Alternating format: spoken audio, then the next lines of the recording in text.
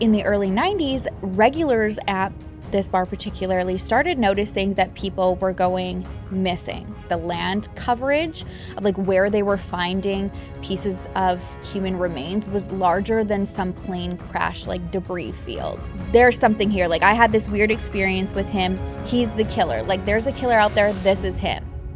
Welcome to my channel. If you're new here, hi, hello, welcome. I am Sherrilyn and I am so glad you found me. If you're not new here, welcome back. Thank you for joining me every single upload. I love and I appreciate you so freaking much. Today, we are talking about a documentary that I have not been able to stop thinking about since I was on vacation. I binged it in like one night.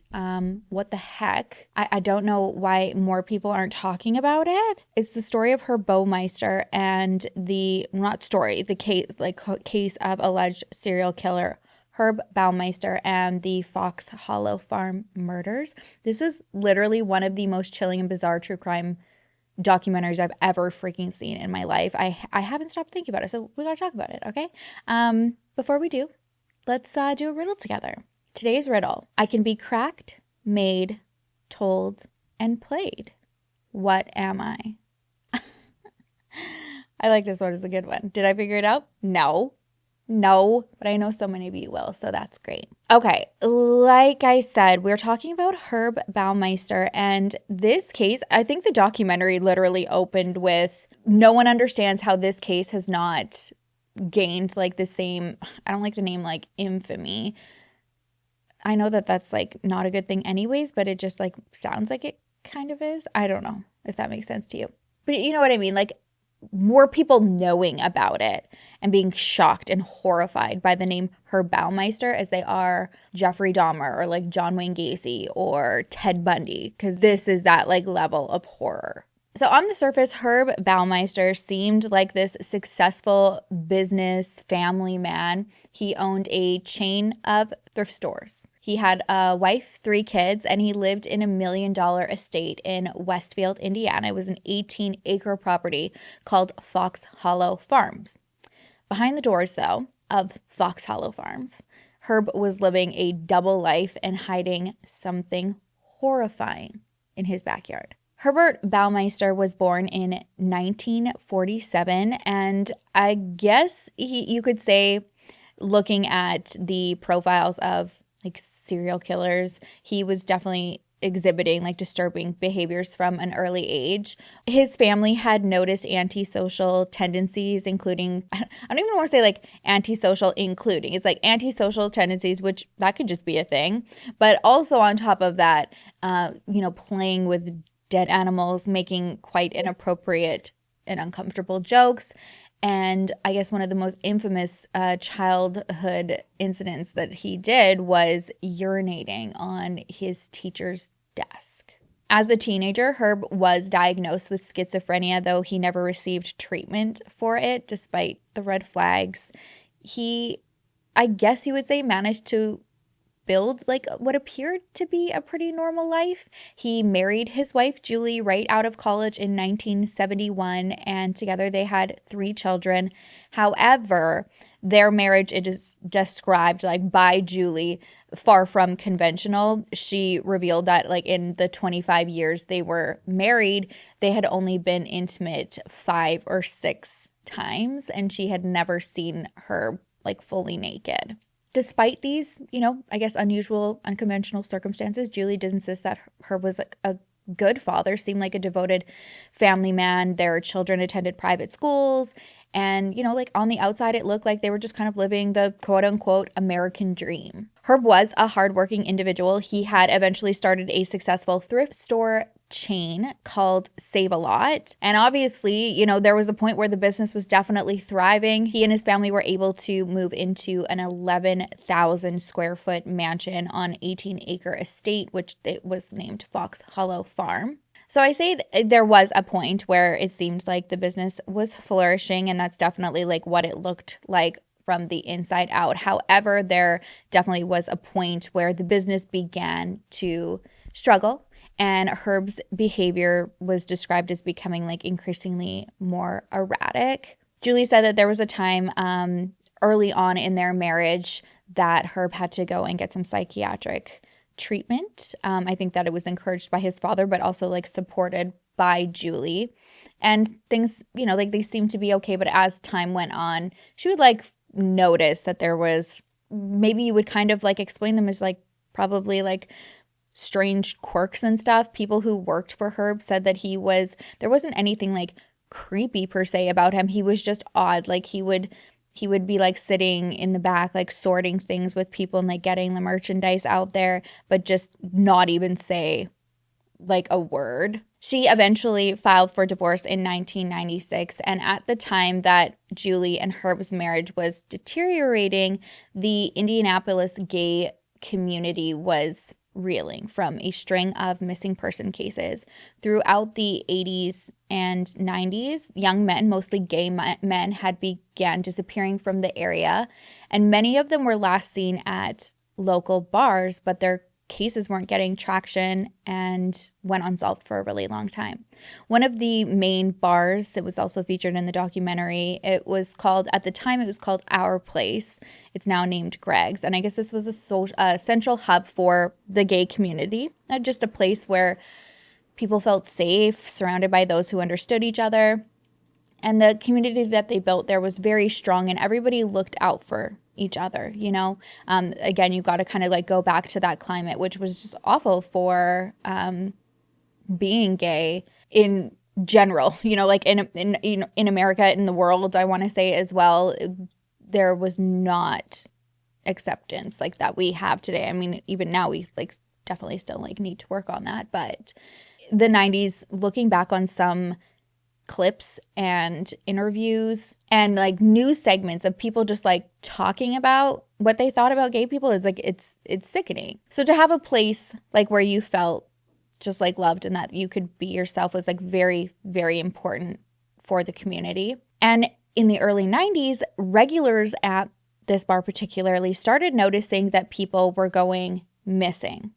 Now, the initial assumption was not that it was a serial killer, but the devastating impact of the AIDS crisis, which was also very prevalent at this time. Many people feared that like they were losing their friends to the disease and that they didn't even know that they had it, because there was also, stigma about being ashamed of having AIDS and you didn't disclose it, and the disease like was taking people out in rapid numbers. So that was kind of the initial assumption, was that, so-and-so, haven't seen so-and-so, they, maybe they were diagnosed and they've just kind of gone off to, I don't want to like sound like all morbid and stuff like that, but like essentially like die and didn't want to say anything. By the summer of 1994, at least 9 men had been reported missing.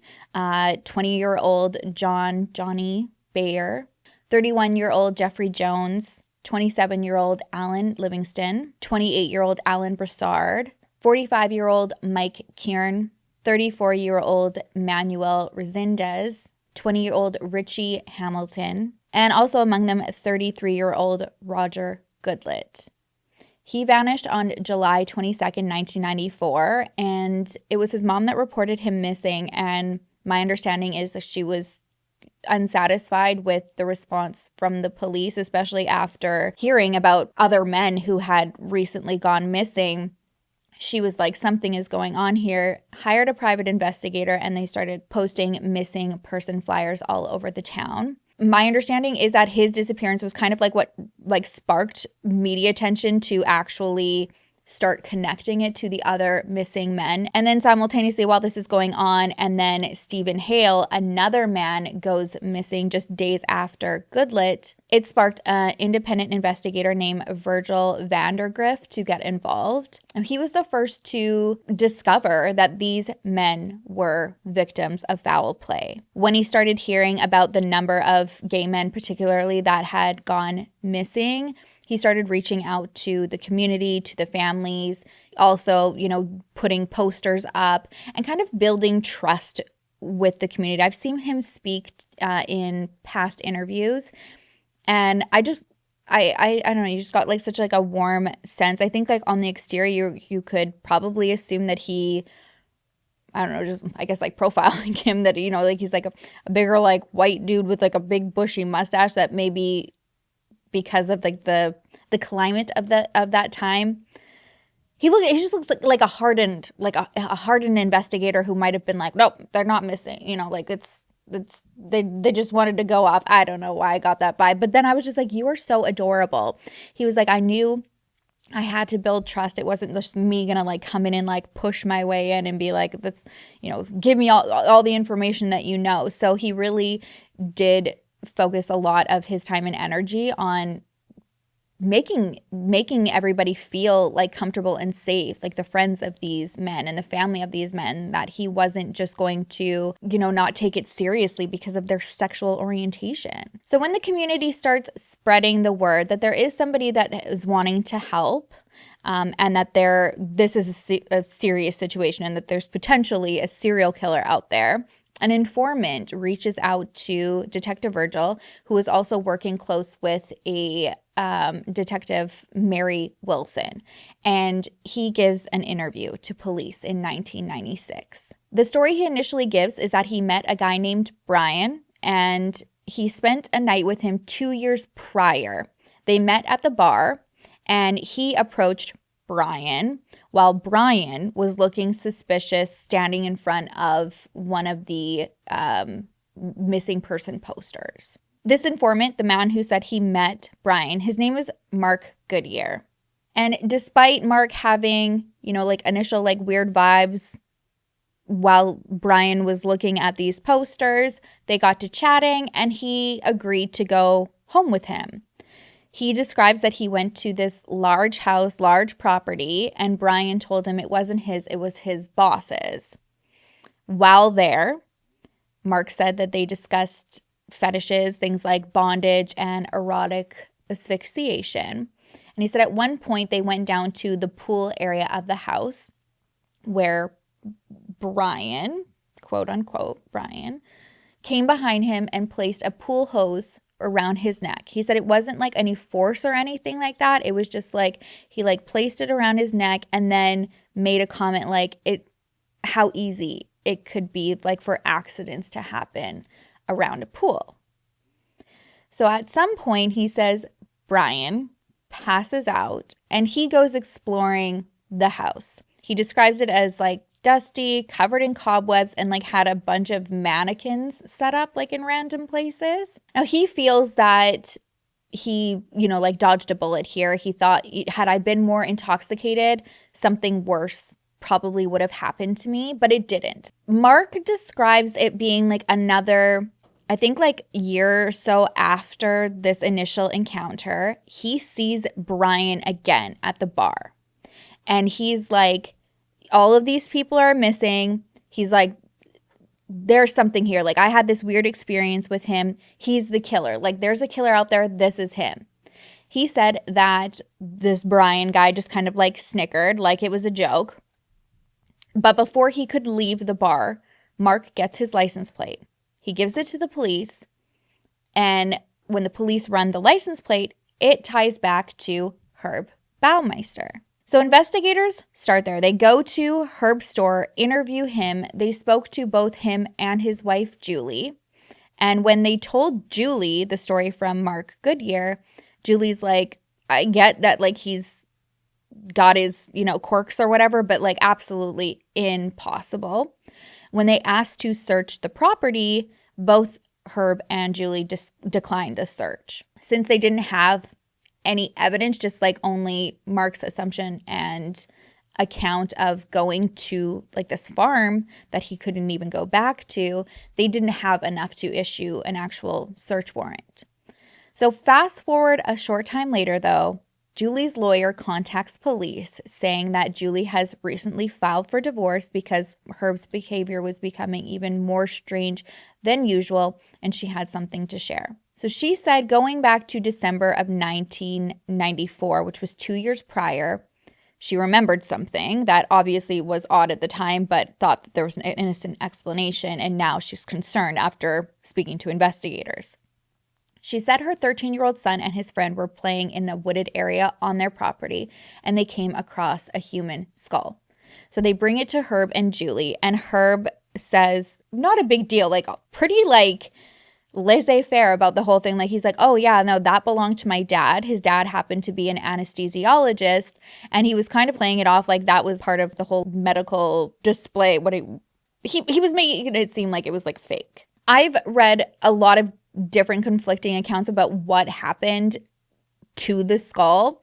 I've read that Julie said that she was instructed to throw it out, and so she did. I've also read that she said Herb took it and she never saw it again. I did read the file on this case on like the FBI case file though, and on there it said that she was told it was a fake medical one and to throw it out, and that she did. So despite not initially being able to believe the police that her husband was capable of being involved in any disappearance, so she explains that she had filed divorce because, yes, his behavior was becoming a little bit more erratic. There was also a lot of stress like between the two of them with the financial hardships that the businesses were going through, and everything like together was just taking its toll on the relationship. So she filed for divorce.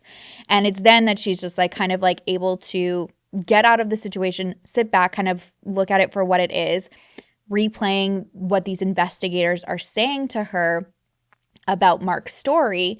And she started getting scared that maybe there was like some truth to this. And what if like Herb tried to like do something to her or the children? And so she at this point decided to give police the permission to search the property in 1996 while Herb was away on vacation.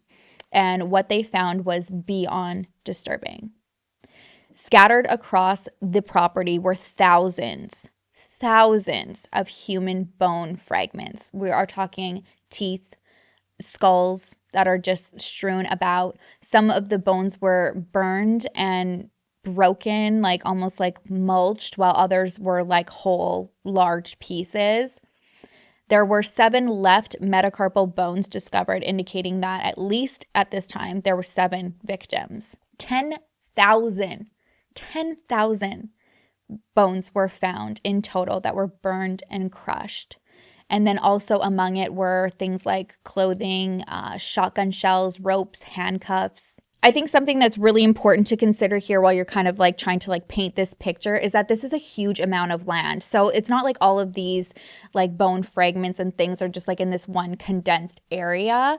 And some of these bone fragments are described as being smaller than a thumbnail. So like narrowing down, you know, like how much land was covered and how many victims there actually were is extremely daunting. One of the investigators said like the land coverage of like where they were finding pieces of, you know, like human remains was larger than some plane crash like debris fields. So that just kind of gives you a picture of like how, daunting this would have been. Now, as fast as the case seemed to be coming together with the discovery of the remains on Herb Baumeister's property and the story from Mark Goodyear, everything stopped in its tracks before an arrest could actually be made. Because while the search was happening, Herb had fled to Ontario, Canada. Why y'all gotta come to Canada? He fled on July 3rd, 1996, and he died by suicide at Pinery Provincial Park. He was at I believe it was like a campsite, and he was found in his car with a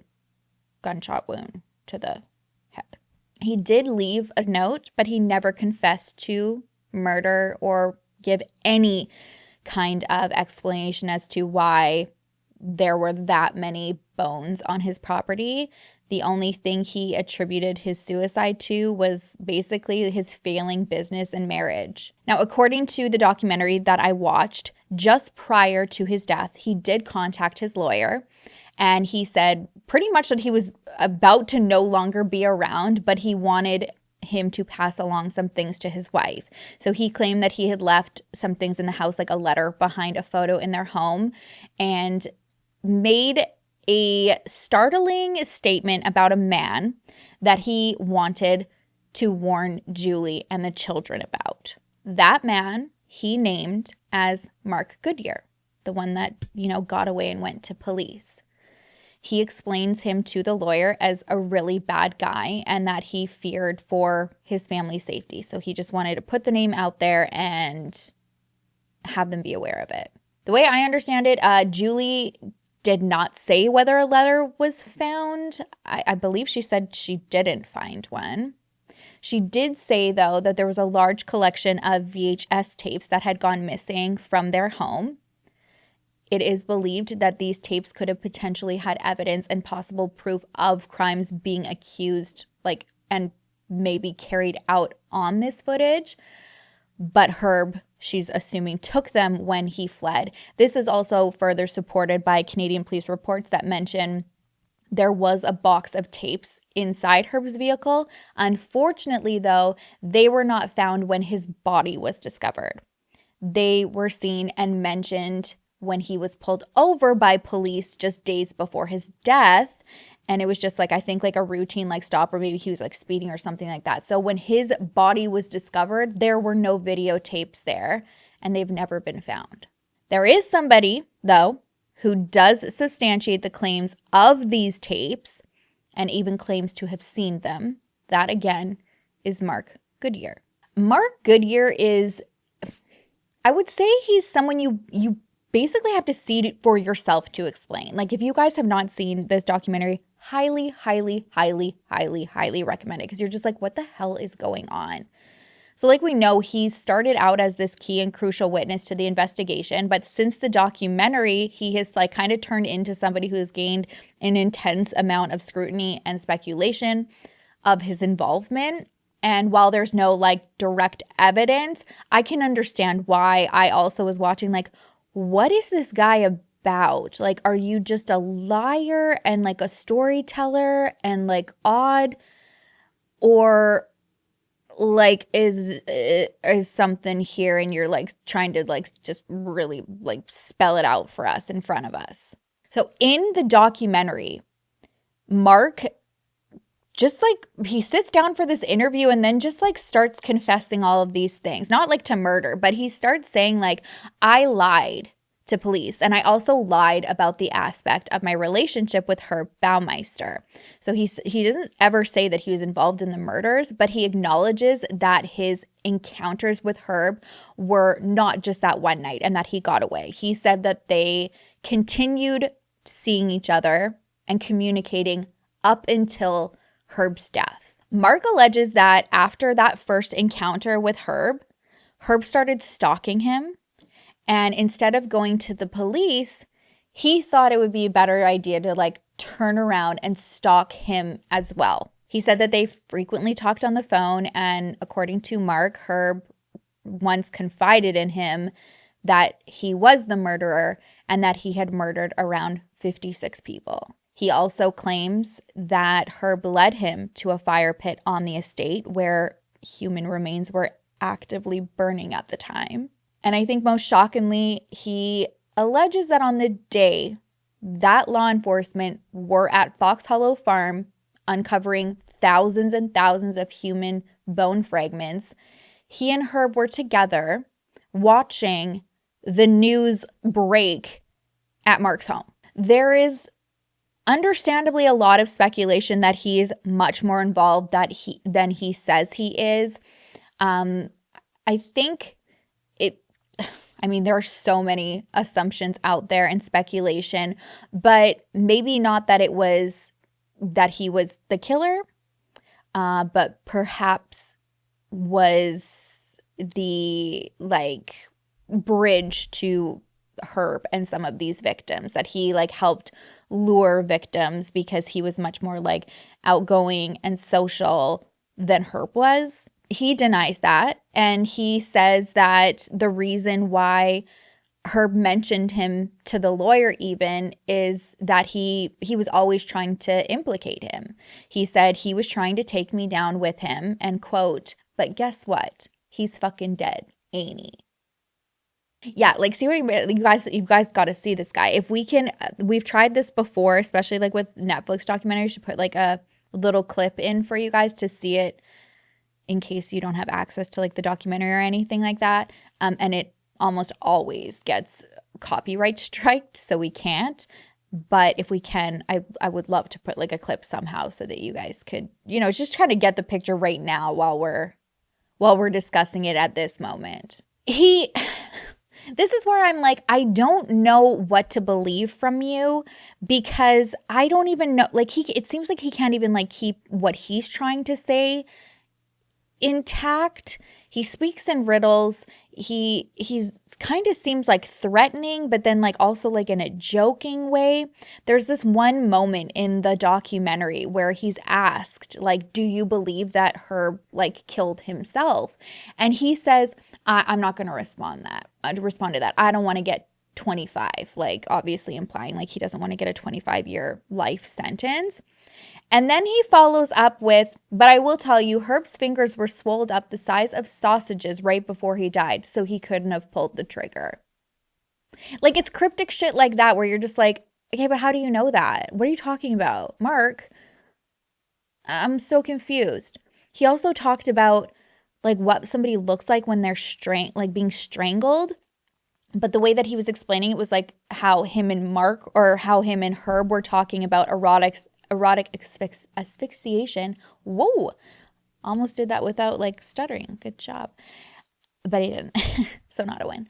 Anyways, so he's explaining it.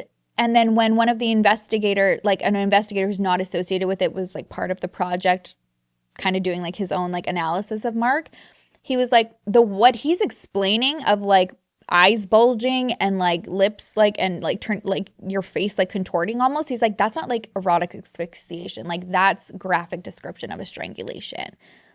What are you doing, Mark?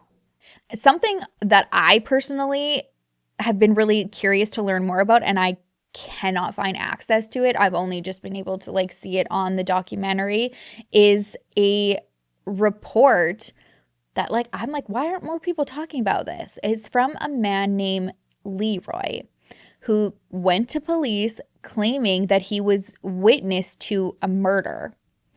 So he describes that he was at Herb Baumeister's property. He describes the property in detail, and he says that he was like hanging on the patio with Herb Baumeister and another like couple other guys, drinking and socializing. And at one point, Herb suggested that they do some like role playing like performances. So Leroy's like, oh, okay, like I guess whatever. And he says he just sits there and watches in horror as Herb returns. He's like wearing a mask, and he's got like a friend like holding up another individual and executes this guy right in front of him. And Leroy identifies the accomplice as Mark Goodyear. I don't know how, I don't know why, but according to the documentary, there's like no evidence, like other they weren't able to substantiate this, but also it sounds like that there was never evidence that it was followed up with.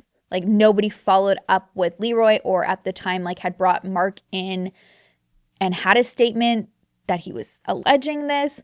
And since then, Leroy has passed away. So they can't go to him now and try to get a new statement or like clarification of it, of what he alleged. They did confront Mark about these allegations from Leroy in the documentary, and he was kind of like momentarily stone-faced, where he's very like animated, and again, you see him go through like in one conversation, like very excited, animated, and then like serious, crack a joke, and then like kind of like laugh it off. Like the vibes are vibing, and not in a good way. But anyways, when he's confronted about this, he's stone-faced. For the first time, he can't say anything. And then he's like, well, I don't know why he would say that. He liked to make up stories though. And that was pretty much it. Now, I do want to like mention, in fairness, like although Mark is, coming under like quite the scrutiny for all of the things that he said and like just the way he acted in the documentary, it is, important to note that there is no concrete evidence that he's ever been linked to any of the murders or disappearances. So I want to say, like, I don't know where the investigation is going now. I know since the documentary, there's definitely like more traction to it once again, but I am not hearing any statements from the police or detectives or anything like that he is a suspect. And again, I don't know where to go with it, because I kind of like go back and forth. It's clear like he has so many inconsistencies in his statements, and there's a lot of unanswered questions about like what is true, like even like from what he like claims about Herb and what kind of involvement, like was he there? Is he trying to insert himself in something? Is he blatantly telling the truth? What I thought was really eerie is a thread of an email that a filmmaker, Jane Gurach, she is a like a paranormal filmmaker, I think. She corresponded with Mark and she was featured in this documentary. And he writes this email to her and it's a riddle and it says, I was never attacked. I am not a murderer. Exactly what am I? Tell me what I am. Not an accomplice, not a victim, never attacked. What am I? What? Like, this is what I'm talking about. I'm like, Mark, what are you saying? Like, what the fork is going on here? It's so confusing. I go back and forth. And they're again, like with the documentary, you also do that too. And that's just like the way they drag you in. But even the investigators on there were also doing the same. They're like, was he the one to lure, these people back to the property? Another really good question that they had was because of like the space and how big the property was and how far away the remains were from like the house. Investigators are like, how could he have brought the remains there by himself? I think even the coroner, he said something like, I deal with deceased individuals on the daily.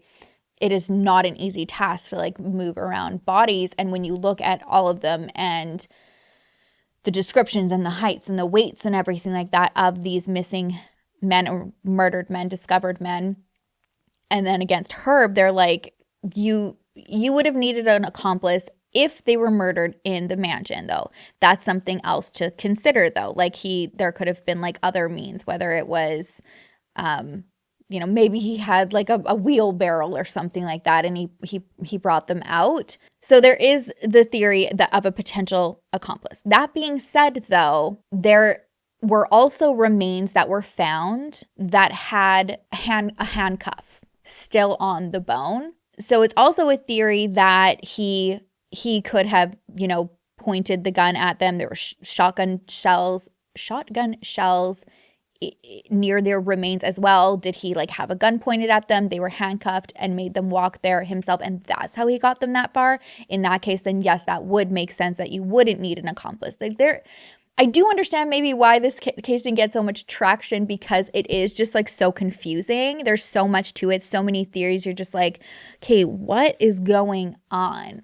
And I didn't get a lot of answers from the documentary. So what did I do? I went back to the internet. I was like, I need more answers. Why is not enough people talking about this? And I came across a thread on Reddit, as one does for all credible information.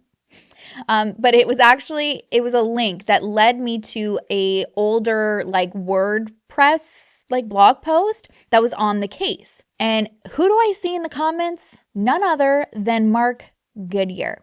And for me, I got no clarity. I had more chills and I'm more confused than anything. So I wanted to read these with you.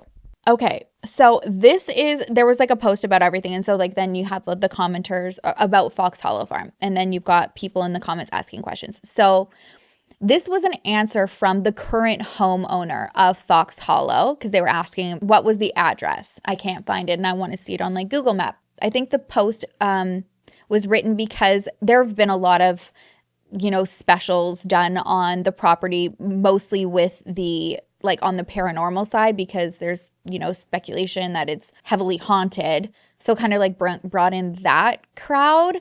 So somebody was talking about the episode on Paranormal Witness. Okay. So that's what the whole thread was about. So Robert Graves, the current owner, he answers and he says the house is whatever. And then he gives the address and he goes, I know this because I own the house now.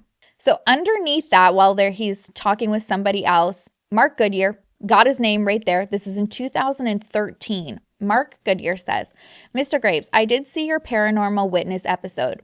Either you based your story on what I had to say or you told the absolute truth. There is no other way to describe being on that property. You and your family have described exactly what I deposed to law enforcement. It took me several attempts to watch the entire episode because of the flashbacks. Everyone going into that property would have known exactly what happened there. It was awful to be there. This is important because he's saying this in 2013, how awful and horrible it is. I really hope that I'm able to get some clips of the documentary of how he walks through that property now, because that's where he was giving the interview in this documentary, was at Fox Hollow Farms. And it's unsettling. It's like almost like you're forked to him. Like he does not explain as not wanting to be there. He's like, oh, like, isn't it like this room cozy? Or da-da. It's very different than what he's saying here. He goes, haunted is an understatement. I did see the ghost there when Herb was alive. Juliana, Julie's full name, did see the ghost there as well. She and I discussed them. The spirits did tell the tale of their murder. I hold little hope that the property will ever be without spirits. It was blessed several times before, during, and after the investigation. I do know that some activities have ceased or lessened. How do you know that? However, the pool area will most likely always be a hot spot. Much happened down there. Those wide steps, that hot pool water.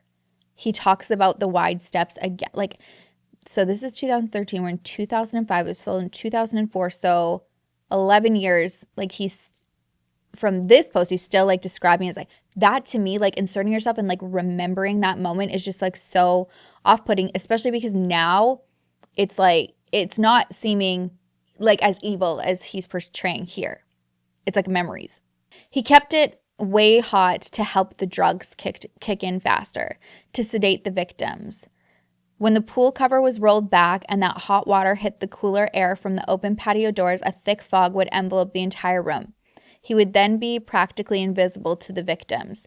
It would be interesting to encounter what would happen if you were to reenact this scenario with the temp in the low 20s like tonight.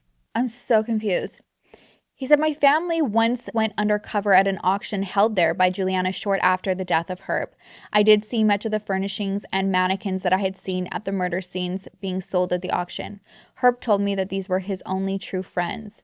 You do know that he had an antique hearse in the garage. Much went on there as well. This is a guy who initially explained that he had only been there for like a couple hours one night, right? The rooms above the barn were used to store, legally I cannot say, until disposal in the backyard. There was so much carnage there that it could not be hidden. Anyone walking up to that property would know what was going on there. After all, I knew instantly what was happening. I did call 911 from the house phone. I was told that I was delusional and to sleep it off. From my understanding, that was not mentioned in the interview that he gave to police initially. And I do think he mentioned that, actually. I think that was the narrative that he was going with in the documentary as well. I'd have to rewatch. Now I'm confusing myself. He said, I had left written words on mirrors in the upstairs bathroom. Questions, really, only to return minutes later and find that the questions had been answered by an unseen hand. Writing on the mirrors became a way of communication. I found if I turned off the electricity to the home that I would calm the spirits into a more relaxed state. Communications became much easier and more dependable. You might want to try this if you are still inquiring about the stories of individuals. I do wish you luck, only if your efforts are sincere. May God continue to bless you and yours. Yeah, I am so fucking confused. So wait, again, like we can't like decipher anything that Mark's trying to say. But now I'm like reading this again. I'm like, so you kept going back and to try to do the, okay, this isn't something else that like bothers me, where I'm like, okay, maybe he was just trying to insert himself and this is odd or whatever. But when Mary Wilson was trying to get him to bring her back to the property, if what he's alleging is true and that they had been in constant communication this whole time and they were stalking each other or whatever, he knew where the property was. But he's driving around with her like pretending like I've only been there one time, like I don't know where to go. And so if that's the case, like that is very unsettling and bothering me. Like you would have known exactly where to go and help the police at that moment. This gets more eerie, you guys.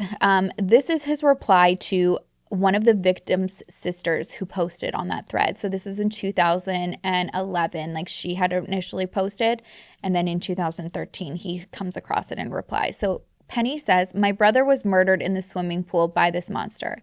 His name was Michael Kieran. I just need to have my brother recognized. Penny. Fucking break my heart. Oh my God. So Mark replies to Penny, your brother is not forgotten. All of the publicity does drive me underground. I'm still here.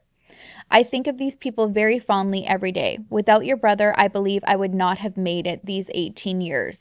The victims are the heroes here. The victims still have a voice and continue to tell their story. I do pray that you and yours continue to be blessed. He follows this up like another 40 minutes later and replies again. I was there in that pool. Your brother would have had... This is so freaking eerie. Your brother would have had to have been already drugged and felt no pain at all. There would have been no trauma to the body until after the death. It is very difficult for me to say much without people feeling that I was more involved or responsible.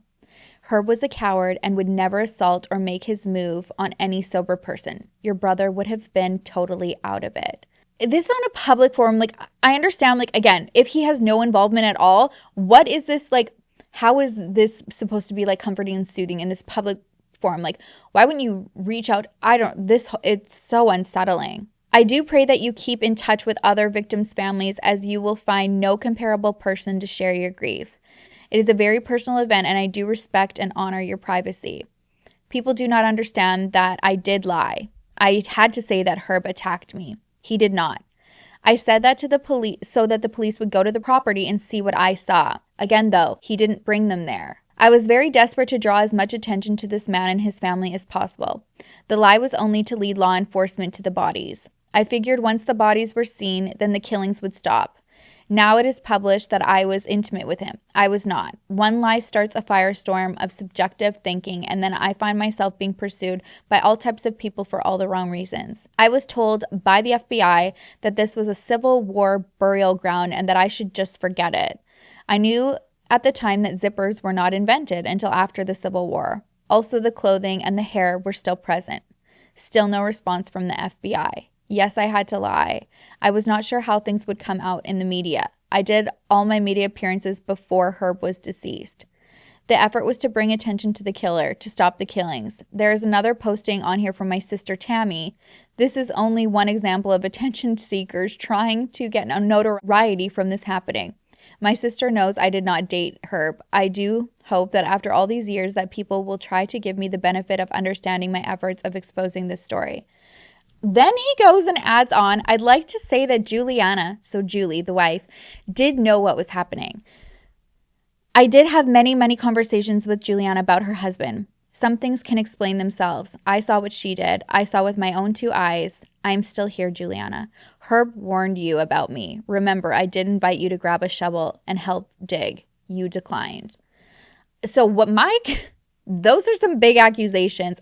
I've got a lot of questions, but one of them being like, if Julie ever knew about this, or like he's out here saying this, that's a huge accusation. Why have you not like sued for defamation? Again, so many questions. So this, he did mention his sister. His sister was also in this thread. So this was the comment that she had made, and it was in 2009, and then he sees it in 2013. So one of the replies, like, again, on this paranormal witness thread, she says, I am the sister of the young man who dated this monster. If you care to talk, I will write. And then he replies, Tammy, why would you invite people to chat with you about something which you have no firsthand info? This is not healthy. Would you discuss me or my business? Is this a plea for attention? Very difficult for me to determine your goals by posting here. You would be unable to discern any fact concerning this case because your info is limited only to what I have to say. After all, it is easy for me to say whatever I like. Everyone else is dead. I think everyone knows who is writing this. What? So yeah, this is where I've been, guys, because I'm like, what? What the hell? And of course, like, if he's just like quirky and traumatized and like this is part of it, well, it sounds like he was also like quite the character prior to all of this happening, and then this just like exasperated it. Is that the right word? I hope so. Then, you know, like it makes sense, but I'm assuming based on no arrests that's what it is. But it's like, why would you be so cryptic? And like, to me, that does way more harm than any good whatsoever. The comments to Michael's sister is yeah, like concerning. If that was my family member and somebody was commenting that, I would be like, what? What do you know? This is not helping. This is actually making me feel worse. And I'm like, why would you know that? And then about doing an experiment with the pool, and is, oh my God, I'm spiraling. I want to rewatch the documentary now, like after like filming this, like looking more like at the case files and stuff like that, and then seeing that thread, because it's like taking those comments years ago and then like him in the documentary, I feel like takes it to a whole new level. And then that's why I'm like spiraling even more. But I truly just don't know where I am with Mark, because again, I'm like, well, he hasn't been arrested. Like, was he an accomplice? Did he help lure these men? Was he helping get their bodies out in the woods? Or was it just like Herb on his own that was able to get them out there? Did he even keep contact with Herb all of those years and like have a relationship of sorts with him? Or is he just really like somebody who is so affected by this and like wants to like continue to like be involved because this like was a part of like his story? I don't know. There was a retired detective in the documentary though. He was used, the one that I was mentioning, he was used as like an expert to like look through everything and like share his thoughts. And he had a lot of insight, like a lot of ideas and theories, same thing, like going back with the theories and then trying to discredit Mark, but then also same thing, being like, okay, but why did he say this? Why didn't he bring Mary back there? What the hell is going on? And I wish so desperately that he could have a crack at interviewing Mark, because I truly believe that like he would be able to either connect him or like completely discredit him. It does sound though, based on the recent success of like this documentary, that there are tons of leads that are coming in. I saw a interview with the coroner, who was a huge part of getting this documentary going and just keeping this case alive. He was interviewed. His name is Jeff Jellison, and he just is like a saint. He was the one who saw like all of these boxes and just like thousands of bones in the coroner's office, and being like, these are people. Like, we can't just let this sit here and collect dust. Yes, this is so daunting and extremely overwhelming to just sit and think of solving this, but that's not a reason to like not do it. Like, this is our duty to do that. So he's been huge in keeping things going and just trying to like continue to keep it on the forefront of people's minds, and hopefully generate leads or more people from the area who have family that went missing around that time, submit their DNA to cross-reference with some of the remains. He said since the documentary, he's received over 500 calls and emails of people offering leads. These range from like missing persons report to potential like criminal investigation tips. And so he says that anything like that he's passing along to the police. But he has had, at least at this point, 3 people come forward who have submitted DNA swabs, believing that they potentially have relatives that are among those remains.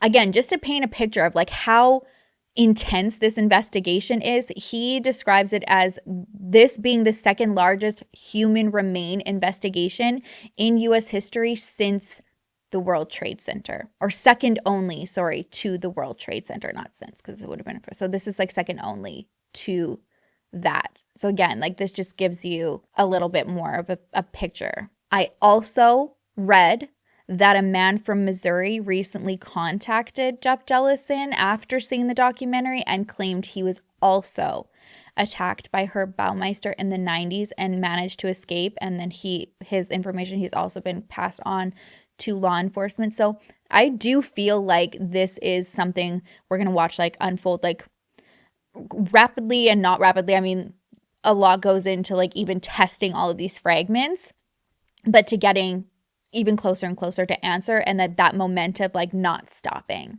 He described that the Indiana State Police Forensic Lab can only process 40 fragments per quarter, meaning that the full investigation will take years and years unless there are like additional resources that are secured, which I hope those become available, because like after all of these decades, like these victims have been nameless and definitely deserve justice and to get closer to like solving what happened. I mean, even if that's just like their names, which is not enough, because if there were more people involved in this, they need to be held accountable. And again, we're going back to Mark for 1 second, because I thought about this. I was like, okay, so if he's showing his face now, then wouldn't you anticipate that people would come forward that may have also like had an encounter with you? Like, unless he knows, because he's made several comments like in the documentary, but also like in that thread that we read together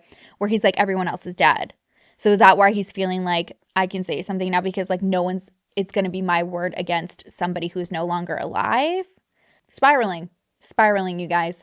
So right now, as of 2005, the identified victims, of the remains that were found there that have been able to be identified on Baumeister's property are Johnny Bayer, Jeff Jones, Alan Livingston, Stephen Hale, Alan Broussard, Roger Goodlett, Mike Kieran, Manuel Resendez, Richard Douglas Hamilton Jr.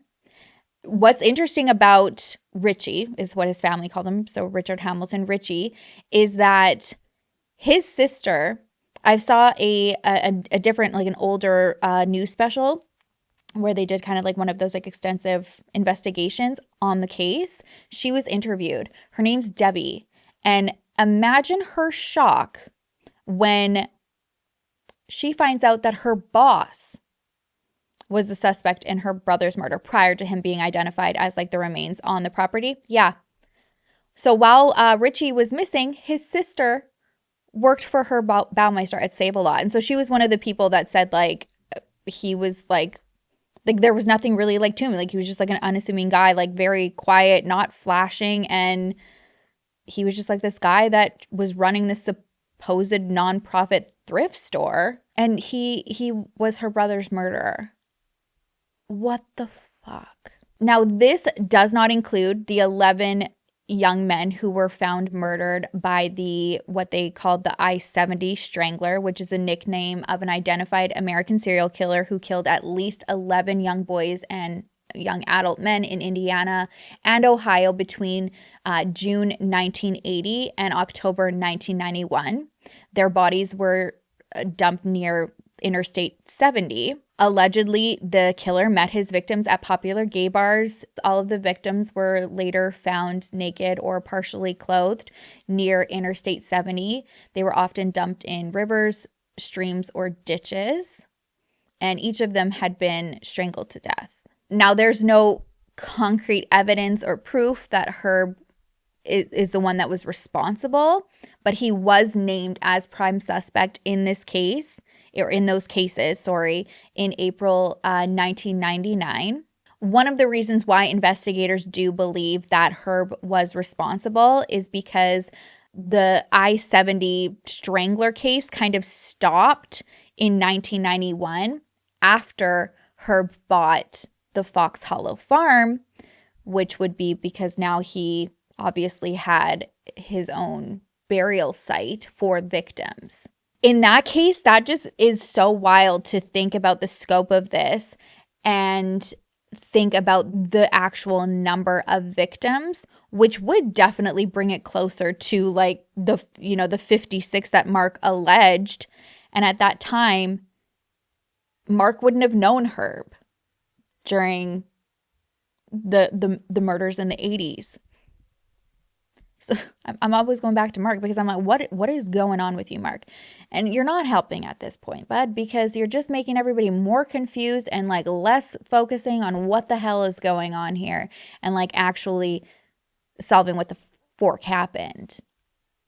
I'm so confused by him. I don't know. Anyways, at this point, all of this is obviously so far from being closed and having answers. And at the end of the day, it's really sad because we won't ever really have concrete, clear answers because Herb is a freaking coward and died before even being able to be charged officially. At this point, though, law enforcement, the coroner, Jeff Jellison, like they are encouraging anybody from the surrounding area who have friends and family out there, anybody have like missing members of their family are encouraged to get testing done, like so that they can cross-reference the DNA to some of the remains that they have. I mean, there's so many remains.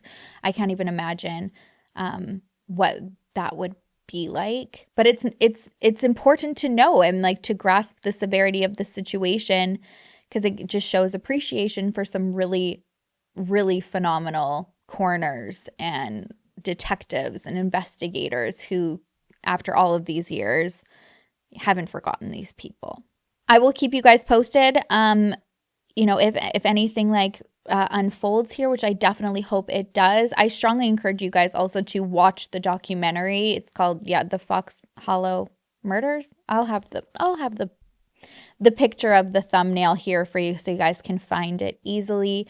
It's, like I said, it's so well done. You're going to go down like so many rabbit holes, have so much confusion. I definitely want to hear your guys' thoughts in the comments, because I'll probably still be spiraling by the time you guys are watching this. And maybe I just need somebody to check on me, see where I'm at with my theories. I don't know. Anyways, thank you so much for watching. That's it for me today. I love you so much. If you haven't already, please don't forget to like and subscribe. It means the world to me. I love and I appreciate you so much. The answer to today's riddle, quick reminder, I can be cracked, made, told, and played. What am I? The answer is a joke. It's a good one. Didn't we do one where the answer was a joke recently? No, that was a clown. Oh, and I remember which guy that is. Ooh, I was going to say his real name, but is that I'm not going to say it because now I'm getting confused about what his real name is and what his alias was. It's the one with Jubilee about the Bethel arranged marriage and he almost tried to kill her over the Disney burner. That's who I'm talking about. That was a clown one. Anyways, okay, answer's the joke. I'm spiraling. I have to go. I'll see you in the next video. I will miss you terribly. Until then, make sure to love each other, love yourself, and I will see you soon. Bye.